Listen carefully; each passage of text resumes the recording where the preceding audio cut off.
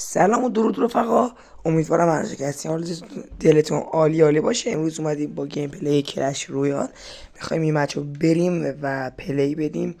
این اکانتیه که یه روز فعلا ساختمش و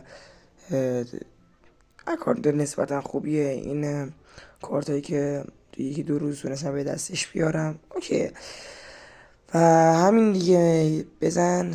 یعنی اینم چیزاشه، اینم پروفایله.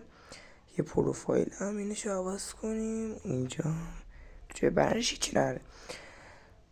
اگه نسبتا خوبیه میشه باش پلی داد.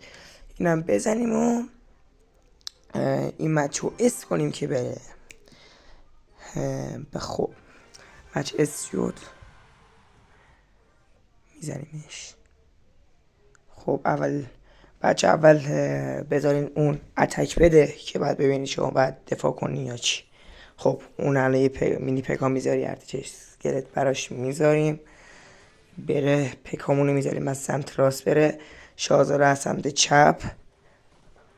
اوکی پکا الان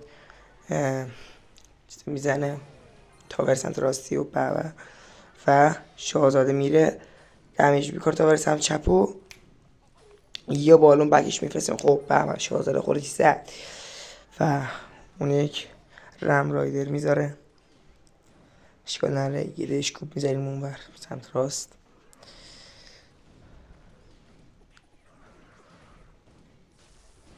ای وای اشکال نداره، میزنیمش.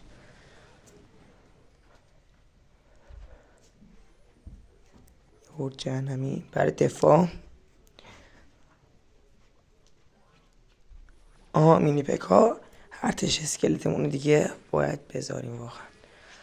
خب وای میستیم از سمت راست یا چپ، سمت چپ میذارم. بذارین سه تا برن. نه فیل کن، همین سمت راست بذارم بهتره. یه مینی پکا سمت چپ و تموم شد این مچم. خب عالی رفتیم. یه صندوق البته چیز خوبی هم هیچ وقت توش نمیده، از همین چیزا میده. چرت و پرت. چقدر میدی بابا؟ 10 تا.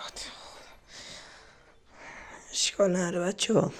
که من که مدت روش نبودم تبر زدن که ساختم روی دادم که ادامه میدم دیگه. امیدوارم خوشتون اومده باشه. فعلا بای.